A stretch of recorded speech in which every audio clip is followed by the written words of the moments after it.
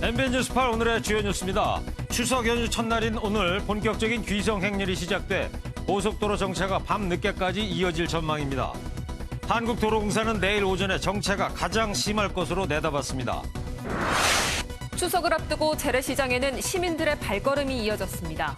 내일 문을 닫는 대형마트에는 미리 장을 보려는 고객들로 북새통을 이뤘습니다. 트럼프 미 대통령은 이틀 전 김정은 위원장의 편지를 받았다며 북한과 관계가 좋다고 말했습니다. 폼페이오 국무부 장관은 북한과 2차 북미 정상회담을 추진 중이라고 밝혔습니다. 전남 광양시 내 한 편의점에 흉기를 든 20대 강도가 침입했습니다. 여직원을 위협해 현금 23만 원을 빼앗아서 달아났는데 버스기사의 협조를 받아 고속도로에서 붙잡았습니다. 추가 주택 구매용 대출을 규제한 9.13 주택시장 안정대책이 발표된 직후 서울 부동산 시장 거래가 크게 줄어들었습니다. 지난 17일 기준 서울의 매매 거래 지수는 22일을 기록해 2달 만에 가장 낮은 수치를 보였습니다. 중국이 무역전쟁 해법을 논의하기 위해 마련하던 미국과의 협상을 취소했다고 미국 월스트리트 저널이 보도했습니다. 무역전쟁을 둘러싼 양국 간의 갈등이 악화하는 모습입니다. 여러분 안녕하십니까? MBN 뉴스8 시작합니다. 오늘부터 5일간의 한가위 연휴가 시작됐습니다. 네, 민족 대이동을 하는 때죠. 네, 추석 연휴 첫날답게 전국 고속도로에는 귀성 행렬 이어지고 있습니다. 네, 현재 서울요금소에 나가 있는 취재기자 연결해서 고속도로 상황 알아보도록 하겠습니다. 자, 전민석 기자, 서울 빠져나가는데 아직도 시간이 오래 걸립니까? 네, 서울요금소에 나와 있습니다. 지금 제 뒤로 서울요금소를 통과하려는 차량들이 줄을 잇고 있는데요. 벌써 오늘만 41만 대의 차량이 서울을 빠져나갈 정도로 귀성 행렬이 이어졌습니다. 자세한 교통 상황 폐쇄회로 화면으로 알아보겠습니다. 먼저 경부고속도로 속창육교 부근입니다. 오른쪽 부산 방향으로 차들이 제속도를 못 내는 모습입니다. 이번에는 중부고속도로 진천 정류장입니다. 조금 전까지 통영 방향으로 가다 서다를 반복했지만 지금은 양방향 모두 정체가 해소됐습니다. 마지막으로 상습 정체 구간인 서해안고속도로 서평택 분기점입니다. 목포 방향으로 빨간 불빛이 꼬리에 꼬리를 물고 이어지고 있습니다. 지금 서울에서 출발하면 부산까지 4시간 30분, 목포 4시간, 강릉 2시간 40분 정도가 걸립니다. 귀성길 정체는 오늘 밤 9시 정도면 일부 상습 정체 구간을 제외하고 풀릴 것으로 예상됩니다. 오늘 자정부터는 사흘간 고속도로 통행료가 면제되는 만큼 추석 전날인 내일 오전에는 정체가 최고조에 이를 전망입니다. 지금까지 서울요금소에서 MBN 뉴스 전민석입니다. 오늘 도로만 붐빈 게 아니라 도심 재래시장과 대형마트도 차례상 준비하는 분들로 붐볐습니다. 내일은 주요 대형마트가 문을 닫는다는 소식이 전해지면서 마트 주변은 교통 혼잡도 극심했습니다. 박장 기자가 현장을 다녀왔습니다. 카트와 장바구니를 든 사람들이 마트 안으로 줄줄이 들어갑니다. 가족 친지들과 함께 먹을 생각을 하니 음식을 고르는 것만으로도 기분이 좋아집니다. 진짜 추석 연휴 기분 되게 느껴지고요. 뭐 이것저것 구경하니까 되게 활기차고 사람들 되게 즐거워하시는 것 같아요. 특히 의무휴무제 때문에 내일 전국 대형마트의 3분의 2가량이 문을 닫으면서 마트에는 다른 연휴 때보다도 더 많은 사람들이 모였습니다. 추석 전날 서울 시내 대형마트가 문을 닫는다는 소식이 전해지면서 이곳 마트는 장을 보러 나온 시민들로 북새통을 이뤘습니다. 내일 문 닫기 때문에 오늘 미리 시장 보러 왔습니다. 쇠고기하고 대서 지낼 거예요. 과일도 사야 되고 여러 가지 물건을 많이 사야 됩니다. 재래시장 역시 먹거리 등을 사러 나온 시민들로 발 디딜 틈이 없습니다. 차례상에 올라갈 빈대떡을 파는 집은 인산인해를 이뤘습니다. 보다 많이 많지요. 2배 더 넘게 많죠. 네. 화장실도 못 가고 지금 이래요. 네. 그 정도로 바빠요. 연휴를 앞둔 마지막 주말. 상인들도 장을 보는 시민들도 들뜬 준비로 온종일 바쁜 하루였습니다. MBN 뉴스 박지안입니다. 2박 3일간 남북 정상이 보여준 돈독한 모습은 70년 분단의 역사를 무색해 하면서 북한 생활상에 대한 관심이 커지고 있는데요. 취재진 카메라에 포착된 평양 시내 고층 빌딩이며 손전 하나, 샤넬백을 든 평양 시민의 여유는 우리네 일상과 별 차이가 없어 보였습니다. 오지혜 기자입니다. 30층은 훌쩍 넘어 보이는 스카이라인 한쪽엔 고층 빌딩 공사가 한창입니다. 시내 한복판에는 알록달록한 택시들과 버스 정류장 광고판이 시선을 끌고 밝고 세련된 옷차림의 시민들은 어디서든 쉽게 볼 수 있습니다. 김여정 부부장 등 북한 간부들만 쓸 것 같은 손전화로 검색하고 통화하는 모습도 흔한 풍경이 됐습니다. 나이키 운동화를 신은 학생이며 킥보드를 타는 어린이와 부모들에게선 여유가 묻어납니다. 낚시꾼들도 많이 나와 있고 중국 사람들 모여서 체조하듯이 물을 부숴가지고 체조하고 운동을 또 수족관을 구경하는 인파 사이로 샤넬백 등 명품 가방을 든 여성들도 보입니다. 김 위원장이 집권하면서 도입한 성과급 제도가 바꿔놓은 북한의 모습입니다. 북한에도 어느 정도의 자본주의의 계획의 그런 징조들이 여성들의 그 복장 또는 스마트폰 그런 데서 나타나고 있다고 봐야죠.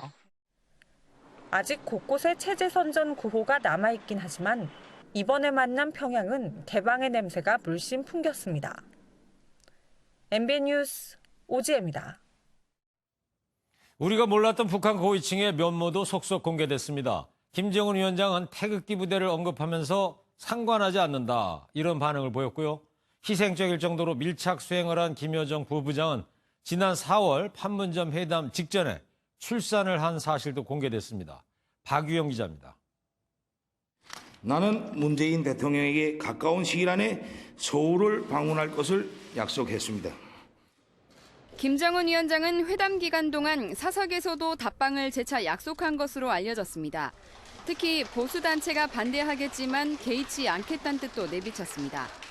특별수행원으로 동행했던 박지원 민주평화당 의원은 김 위원장이 태극기 부대 같은 게 있겠지만 상관하지 않겠다. 많은 사람들이 반대하지만 나는 가겠다고 하더라고 전했습니다. 이번에도 김 위원장을 밀착 의전한 김여정 부부장의 신상도 확인됐습니다.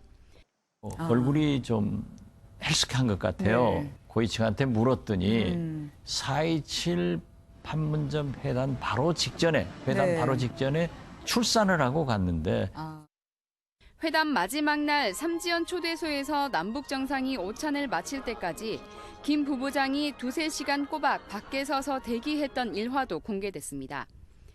제가 들어와서 식사 안 하십니까? 그랬더니 자기는 여기서 기다리겠다고. 굉장히 희생적으로 일을 하는데. 네.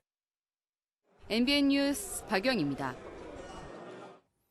북한은 이번 평양 남북 정상회담에서 문재인 대통령에게 쏟는 관심 외에 재계 총수들에게도 집중했습니다.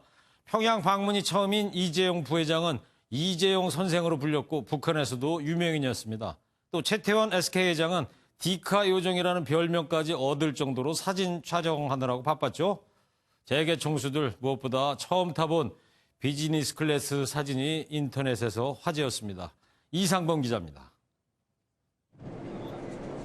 이번에 평양을 방문한 수행인단에 따르면 김정은 위원장은 평소에 왜 우리에게는 삼성과 같은 기업이 없느냐며 아쉬움을 드러낸 것으로 알려졌습니다. 그런 만큼 북한 경제를 총괄하는 리용남 내각부총리는 이재용 삼성전자 부회장에 대해 각별한 관심을 보이며 협력을 요청했습니다. 한민족과 그런 관심이 있어서 신뢰관계를 쌓는 기회가 되기를 바라고 있습니다. 이재용 선생님 여러 가지 측면에서 아주 유명한 인물인데 그 평화 번영 홍을대한 사업에서도 정말 유명한 인물이 되기 바랍니다. 알겠습니다. 4대 그룹 총수 중 유일하게 방북 경험이 있는 최태원 SK그룹 회장은 가는 곳마다 디지털 카메라로 사진을 찍으며 여유를 보였습니다. 지금은 우리도 하나의 파트가 되고 실제로 대통령께서 모든 평양 시민한테 연설을 하셨으니까 그 의미는 전혀 다르다고 생각합니다.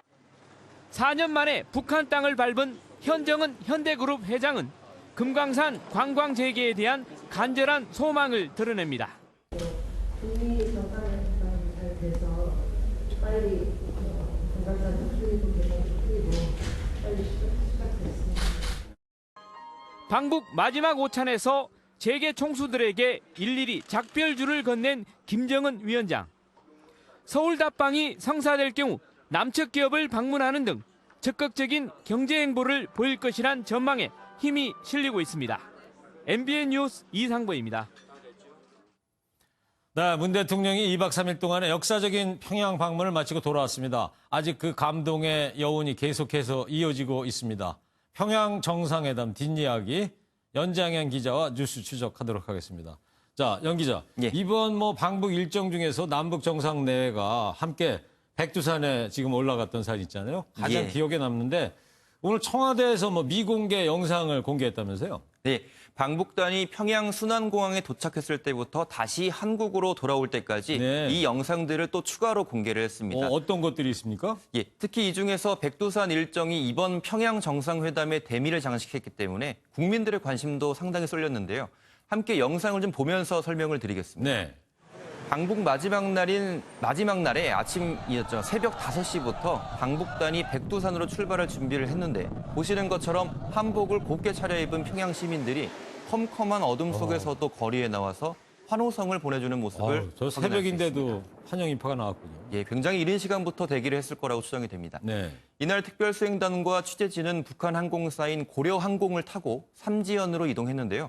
북한 국적기를 타는 것이 상당히 이례적인 경험이기 때문에 사진을 찍는 연예인들의 모습도 볼 수 있었고 또 고려항공 승무원들이 승객들을 맞이하는 장면도 함께 공개됐습니다. 백두산 천지의 청명한 날씨와 또 맑은 그 천지 물에 대한 관심도 상당했는데요. 이번에 함께 평양을 갔었던 이 마술사 최현우 씨가 묘사한 천진물 함께 감상해 보시죠. 대박이다. 물이 너무 깨끗해요. 진짜 이 안에 막 용이 산다고 해도 믿을 만큼 진짜 신성한 느낌이에요. 네, 마술사 최현우 씨가 얘기하니까 더 실감나는 것 같아요. 용이 산다고 그러니까. 참 용이 살 정도로 저 깨끗하다는 천지인데 한번 가보고 싶긴 한데. 자, 그리고 이번 2박 3일 방북 일정에 동행했던 특별 수행 단원들이 SNS에 이제 사진과 글을 계속 올리고 있지 않습니까? 예. 그 작곡가 김영석 씨는 자신의 SNS에 평양에 있는 옥류관 식당에서 찍었던 인증 사진을 올리고 평양 냉면에 대한 예찬을 했는데요. 네, 지금 이 사진이죠? 예, 맞습니다. 여기에 또 어떤 내용이 담겨 있냐면 양념장을 좀 싸달라 너무 맛있어서 이렇게 좀 부탁을 했는데 측 직원에게 좀 거절을 당했다는 이야기도 소개했습니다. 옥류관 양념장 좀 가져오려고 했다가 거부당했다 이거죠? 또 특별수행단의 추가 인원으로 포함됐었죠. 가수 알리 씨는 백두산 천지에 올라서 남북 정상 내외 앞에서 아리랑을 불러서 화제가 됐는데요. 즉흥적인 요청으로 부르게 됐는데 모두 좋아해 주셔서 자신이 기뻤다면서 어릴 때 배웠던 판소리가 이렇게 도움이 됐다라고 밝혔습니다. 또 첫날 만찬장에서 가수 지코 씨가 랩 공연을 했던 사진도 공개돼서 화제입니다. 어떤 건데요? 예, 여기 이제 뒤쪽으로 보이는데요. 이 자리에 함께 있었던 현정화 탁구 감독 같은 경우에 그 지코 씨가 Put your hands up이라는 이제 영어가 아닌 우리말로 손을 좀 위로 이렇게 좀 이렇게 호응을 유도했는데. 저 평양 관중들한테. 그렇죠. 근데 이 뒤쪽에 보면 연주자의 표정을 봐도 아시겠지만 조금 멍한 표정으로 앉아 있었다라는 소식이 전해져 왔습니다. 하지만 전체적인 분위기는 좀 좋았다라는 전언입니다. 또 탁현민 청와대 선임행정관과 현송월 북한 삼지연 관현악단장이 깜짝 듀엣을 이뤄서 노사연 씨의 노래 만남을 불러서 또 만찬장 분위기를 띄웠다고 합니다. 저 사진인 거죠? 저게 언제 있었던 사진이에요? 이게 첫날 만찬입니다. 첫날 저녁 식사죠. 18일 날 밤이었죠, 그러니까. 맞습니다. 자, 그리고 이번 평양 공동선언문에 담긴 내용 중에 관심을 끌었던 내용이 또 하나 있는데, 자, 김정은 위원장 이제 서울 답방하기로 했지 않습니까? 어떻게 올 것 같아요? 김 위원장의 서울 답방 약속 같은 경우에는 이번 평양에서 열렸던 남북 정상회담의 특별한 또 성과로도 꼽히기도 합니다. 분단 이후에 최초로 북측 지도자가 서울을 방문하게 되는 셈이기 때문인데요. 하지만 우선 김 위원장이 서울 답방을 오기 전에 2차 북미 정상회담이 먼저 성사돼야 하지 않을까 조심스럽게 예상해 볼 수 있습니다. 왜냐하면 남북 관계의 개선도 중요한 문제지만 또 이 한반도 비핵화 문제, 그 협상을 미국과 또 진행을 하고 있기 때문에 아주 굉장히 중요한 문제라고 할 수 있습니다. 김정은 위원장이 서울 온다면 그 시기는 언제쯤 예상할 수 있을까요? 네, 앞으로 있을 굵직한 정치적 현안들을 제가 좀 짚어드리도록 하겠습니다. 우선 트럼프 미국 대통령의 중간 선거가 11월 6일에 예정돼 있습니다. 네. 그 전에는 아마 2차 북미 정상회담이 개최될 것으로 보이고요. 김정일 국방위원장의 기일이 12월 17일입니다. 12월 중순 이후부터는 김 위원장이 또 내년 신년사를 본격적으로 준비해야 되기 때문에 굉장히 바빠질 것 같습니다. 네. 이렇게 앞뒤로 기간을 좁혀보면 김 위원장의 서울 답방은 11월 중순부터 12월 초 그 사이에 이루어지지 않을까 싶습니다. 11월 중순부터 12월 초다. 그렇습니다. 네, 이번에 특별 수행단원 자격으로 방북했었던 손경식 CJ그룹 회장은요. 이 날짜가 정해지진 않았지만 김 위원장이 12월에 온다고 들었다고 밝히기도 했습니다. 김 위원장이 서울을 방문하게 되면 경의선 열차를 타고 방남을 하거나 문 대통령이 이번에 평양을 갈 때 이용했던 서해 직항로를 이용해서 비행기를 타고 서울로 올 가능성도 있습니다. 숙소는 어디가 될까요, 그러면? 예, 김 위원장이 묵을 숙소, 서울 도심에 있으면서도 경호에 유리한 조건을 좀 갖췄다고 평가받는 워커힐 호텔 등이 거론되고 있습니다. 네, 그렇군요. 자, 이번 평양 남북 정상회담은 한반도에 결실의 계절 가을이 왔음을 알린 행사였습니다. 한반도의 겨울을 따뜻하게 달굴 김 위원장의 서울 답방도 무사히 성사되기를 기대해 보겠습니다. 연장 기자였습니다. 김정은 위원장이 남북 정상회담 기념 선물로 자연산 송이버섯을 보내온 뒤 이 송이버섯에 대한 관심이 높아졌습니다. 마침 추석과 맞물려서 찾는 분들이 많다고 하는데요. 정작 시장에서는 보기가 힘들다고 합니다. 무슨 이유인지 노승환 기자가 알아봤습니다. 김정은 국무위원장은 3차 남북 정상회담을 기념해 자연산 송이버섯을 보냈습니다. 아직 가족을 만나지 못한 이산 가족에게 추석 선물로 보낸 겁니다. 김 위원장의 선물을 계기로 자연산 송이버섯을 찾는 사람이 늘었지만 정작 시장에서는 찾아보기가 힘듭니다. 송이버섯은 자연산 송이는 저희가 단가가 안 맞아서 대형 마트를 찾아가도 일반 송이버섯만 있습니다. 있죠. 그거는 있는데 주문을 해야지 고객이 주문을 하면 현지에서 가져와요. 올해 송이버섯은 대풍을 맞았지만 추석 전 대목을 맞은 도매시장에서도 송이버섯은 자취를 감췄습니다. 송이버섯이 이렇게 귀해진 건 지난 여름 폭염 때문입니다. 지난 7, 8월 기록적인 폭염에 가뭄까지 겹치면서 송이버섯의 발육이 늦어졌습니다. 추석이 지나면 작황이 좋은 강원도 송이버섯을 중심으로 전국적으로 수확이 늘면서 싼 값으로 송이버섯을 맛볼 수 있을 것으로 예상됩니다. MBN 뉴스 노승환입니다. 전남 광양에서 편의점에 침입한 20대 남성이 현금을 빼앗아서 달아났습니다. 이 남성 버스를 타고 다른 지역으로 이동하려 했지만 경찰과 버스기사의 공조 덕에 2시간 30분 만에 붙잡혔습니다. 심우영 기자입니다. 편의점으로 검은색 모자와 옷을 입은 20대 남성이 들어옵니다. 여직원이 나타나자 주머니에서 흉기를 꺼내들고 돈을 요구합니다. 겁에 질린 여직원이 금고를 열자 직접 돈을 꺼내고 다른 금고에서도 현금을 꺼내 유유히 사라집니다. 전남 광양 시내 한 편의점에 흉기를 든 강도가 침입한 건 오늘 새벽 4시 41분쯤. 범인은 10대 여직원을 위협하고는 현금 23만 원을 빼앗아 달아났습니다. 경찰은 CCTV 관제센터를 통해 범인이 광주행 버스에 탄 것을 확인했고 버스기사, 고속도로 순찰대와 공조해 2시간 30분 만에 붙잡았습니다. 고속버스 기사와는 계속 통화를 하면서 서행 운전을 하게 하고 범인을 검거하게 된 것은 고속도로 순찰대와 광주지방경찰청 3개 기관이 공조조사가 아주 잘 돼서 경찰은 이 남성을 상대로 여죄를 추궁한 뒤 구속영장을 신청할 방침입니다. MBN 뉴스 심호영입니다. 부동산 시장은 9.13 부동산 대책 발표에 일시적이나마 한풀 꺾인 모습입니다. 지난주보다 거래량이 반으로 줄어든 건데 과연 이번 부동산 정책은 시장 안정에 성공할까요? 이수아 기자입니다. 한때 강북도심 최고가를 기록한 아파트 단지입니다. 중개업체에 물어보니 거래 문의가 쏟아지던 지난달과는 분위기가 사뭇 달라졌다고 말합니다. 대다수 사람들은 거의 다 춤을 이렇게 보고 있고 그리고 쉽사리 움직일 수 있는 사람들이 많지가 않아요. 당분간은 약부학생일 것 같은데. 실제 지난 17일 기준 서울의 매매 거래 지수는 22를 기록했습니다. 2달 만에 가장 낮은 수치입니다. 이 지수가 100을 넘어가면 매매가 활발하다는 의미입니다. 55를 기록했던 지난주에 비하면 반토막이 났고 14개월 만에 최고치를 기록했던 지난달 27일의 3분의 1 수준입니다.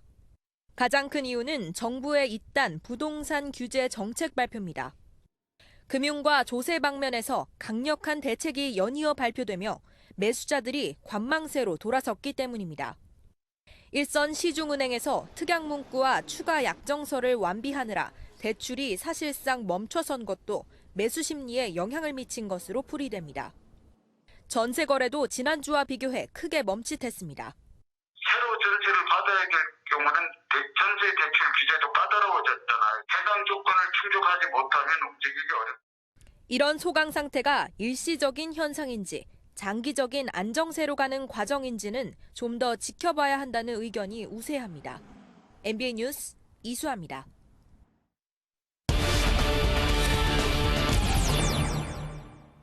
네, 추석날 온 가족이 한자리에 모이면 아무래도 집값 이야기 빼놓을 수 없을 것 같습니다.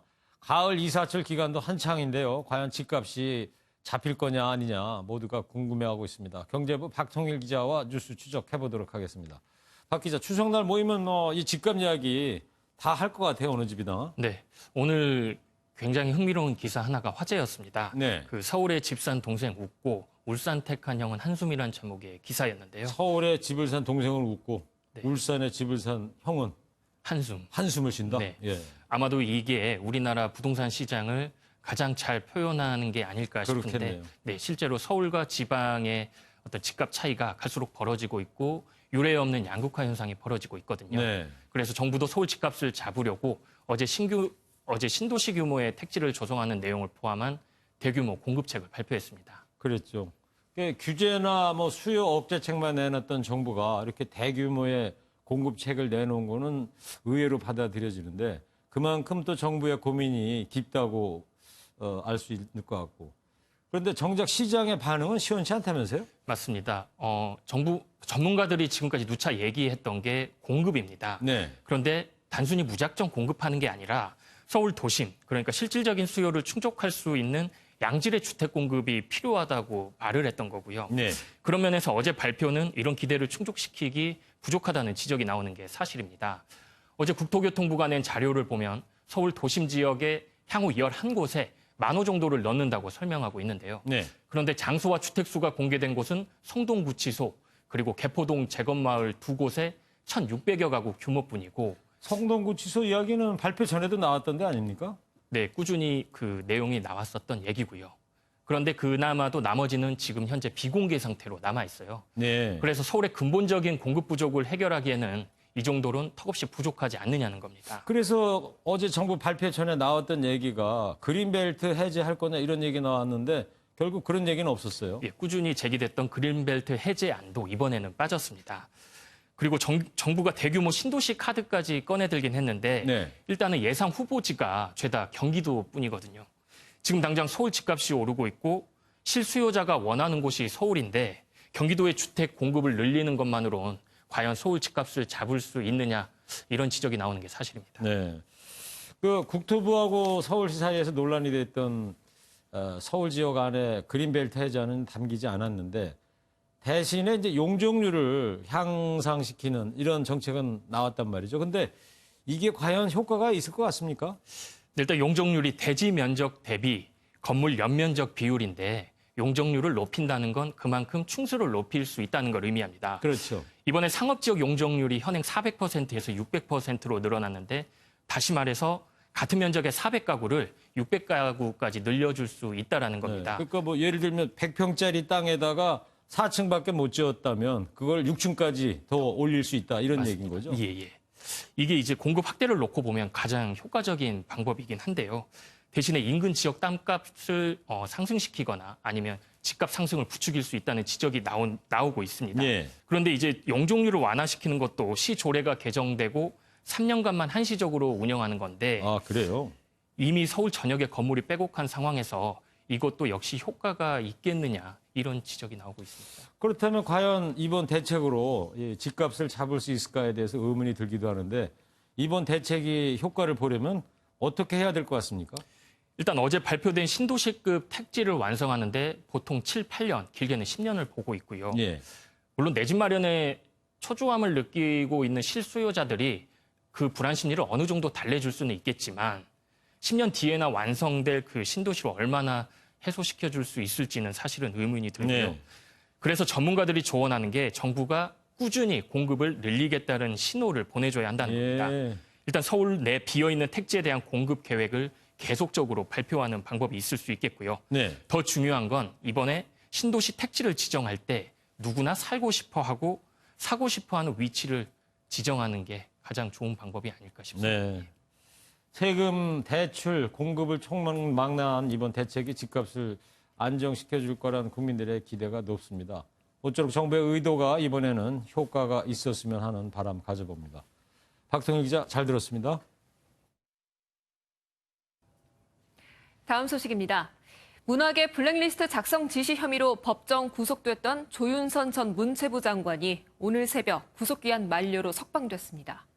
조 전 장관은 일단 불구속 상태로 대법원의 선고를 받게 됐지만 다른 재판도 진행 중이어서 다시 구속될 가능성이 있습니다. 김순철 기자입니다.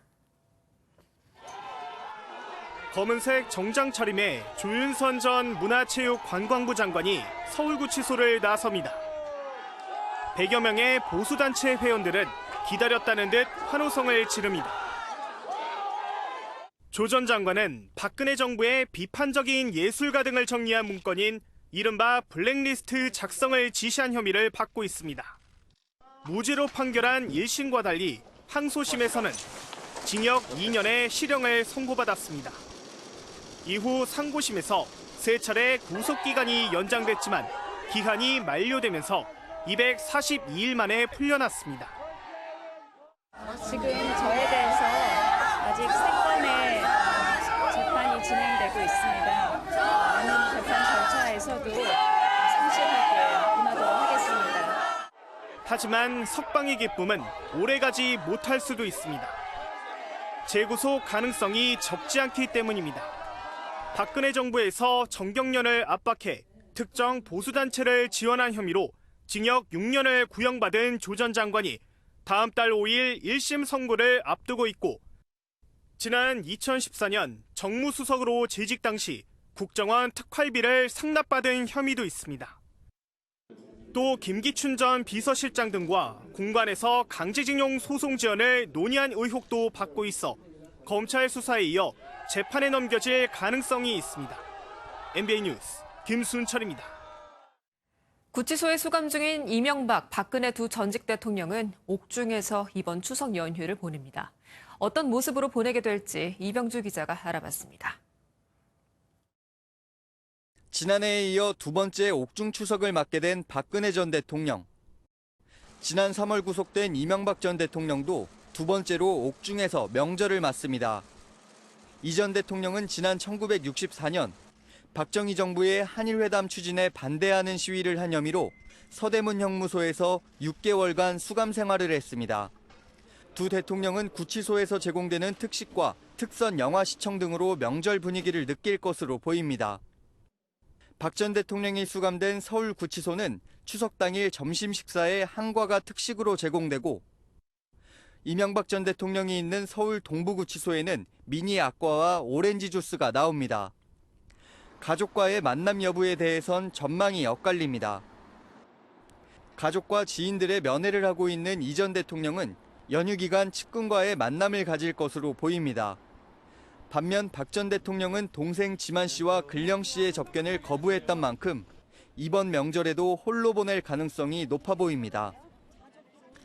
박 전 대통령을 유일하게 접견하고 있는 것으로 알려진 유영하 변호사는 올해 들어 박 전 대통령의 허리 디스크가 더 심해져 무기력하다면서 대부분의 시간을 독방에서 보내고 있다고 전했습니다. 구치소에서는 재소자들이 합동 차례를 지내는데 두 사람은 아직 형이 확정되지 않은 미결수 신분이라서 행사에는 참석하지 못하게 됩니다. MBN 뉴스 이병주입니다.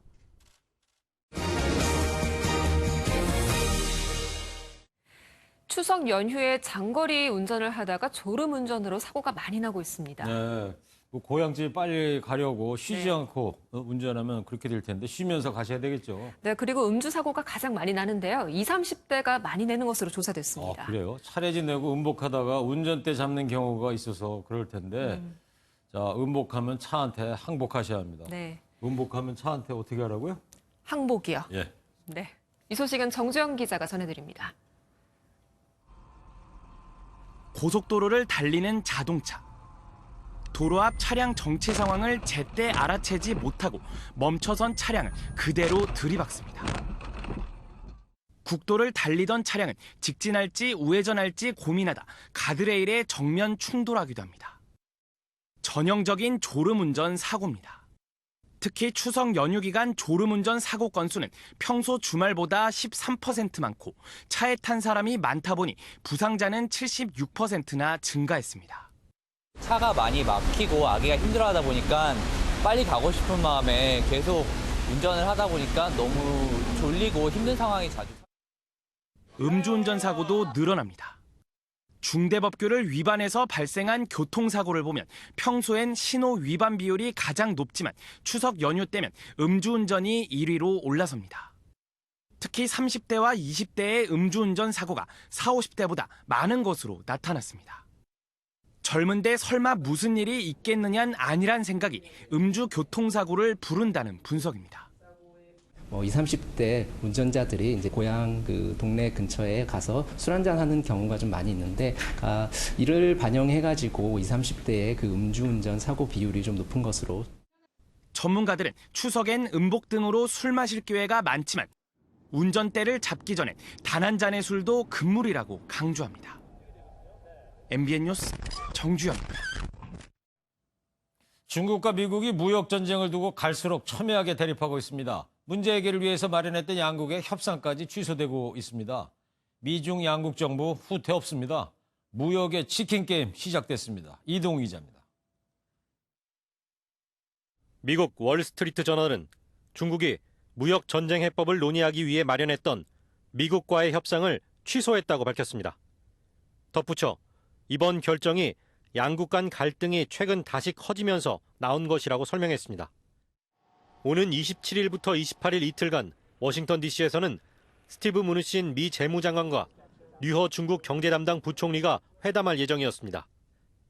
그러나 최근 도널드 트럼프 미 대통령이 2천억 달러, 우리나라 돈으로 약 223조 원 규모의 관세 부과 방침을 밝히고 이에 대응해 중국이 600억 달러, 약 67조 원의 보복 관세로 대응하며 상황은 최악으로 치닫고 있습니다. 이런 가운데 지난 21일 미국 미주리 스프링필드에서 열린 공화당 지원 유세에서 트럼프 대통령은 보복 관세를 재차 강조했습니다. And we will come back with more if they retaliate. And they want to make a deal, and let's see if we can make a deal. 스티브 배넌 전 백악관 수석 전략가는 인터뷰를 통해 트럼프 대통령은 승리하기 전까진 후퇴하지 않을 것이라고 말했습니다. 중국이 위협 아래에서 협상하지 않는다고 천명하고 미국도 눈에는 눈, 이에는 이라는 강경한 입장을 고수하며 양국의 관계는 평행선을 달릴 것으로 보입니다. MBN 뉴스 이동훈입니다. 불법 주정차가 계속되는데도 위반 차량에 손도 못 대는 지자체가 있습니다. 견인 차고지도 수억 원의 혈세를 들여서 만들었다고 하는데 무슨 이유인지 윤기란 기자가 취재했습니다. 경기도 김포의 한 도로변입니다. 주정차 금지 구역에 버젓이 차들이 세워져 있고 심지어 중앙선까지 주차 행렬이 이어집니다. 인근의 다른 곳도 상황은 마찬가지. 바닥에 새겨진 긴급 차량 통행로라는 글자는 주차된 차들에 가려 있습니다. 한 차가 돼 있으면 다른 차들이 그냥 돼요. 사람들 통행도 불편하고 큰 차가 서 있으면 차가 이쪽에서 오는 것도 안 보일 뿐더러 위험하죠. 단속 차량이 위반 현장 곳곳을 돌고 있지만 불법 주정차는 좀처럼 나아지지 않습니다. 이 같은 위반 차량에 과태료를 부과하기만 할 뿐 빼곡한 불법 주정 차량을 견인할 수 없기 때문입니다. 김포시는 지난 2009년 7억여 원을 들여 견인 차고지를 만들었지만 잡초만 무성하게 방치돼 있습니다. 견인 차고지를 운영을 하겠다고 보고는 됐는데 시설관리공단에 이제 위탁을 줘야 돼요. 공단하고 인력 배치 문제 때문에 시간이 좀 걸리고 있습니다. 합의가 안 돼서. 견인도 하지 못하는 솜방망이 단속이란 비난 속에 불법 주정차는 계속되고 있습니다. MBN 뉴스 윤기란입니다. 예나 지금이나 인기 있는 직업을 조사해보면 부동의 1위는 바로 선생님입니다. 그런데 막상 교대 입시 경쟁률은 계속해서 떨어지고 있는 추세인데요. 교사 선발 인원이 줄어든 것도 이유지만 최근 교권 침해가 늘어나는 것도 주 원인으로 꼽히고 있습니다. 전남주 기자입니다. 올해 서울 공립초등학교의 교사 선발 인원을 8분의 1 수준인 100여 명으로 줄인다는 발표가 있었던 지난해 8월. 서울교대 등 교육대와 사범대 재학생들은 강력히 반발했습니다. 정책 실패 책임 정당 예비교사 직원한다! 정부가 한 발 물러서서 370명으로 늘리긴 했지만 학령 인구 감소 속에서 앞으로 교사 임용은 2025년까지 단계적으로 줄어들 수밖에 없는 상황. 이처럼 임용 축소에 대한 위기감이 커지자 미래 교사를 양성하는 교육대학교나 사범대 지원자가 많이 줄어든 것으로 나타났습니다. 교대 등 내년도 수시 모집 경쟁률을 분석한 결과 4년 전 10대 1까지 치솟았던 경쟁률이 올해는 6.5대 1로 크게 하락했습니다. 학령 인구가 많이 줄기 때문에 아무래도 그 임용 시험하고 그다음에 또 시험 이후에 임용될 수 있는 인원이 많이 줄 것이다라고 하는 우려가 이제. 여기에 최근 교권 침해 사례가 늘어난 것도 교사에 대한 인기가 떨어진 이유입니다. 학생에게 욕설을 듣거나 폭행을 당하는 등의 교권 침해 상담 건수는 지난해 508건으로 10년 전 204건보다 배 이상 크게 늘었습니다.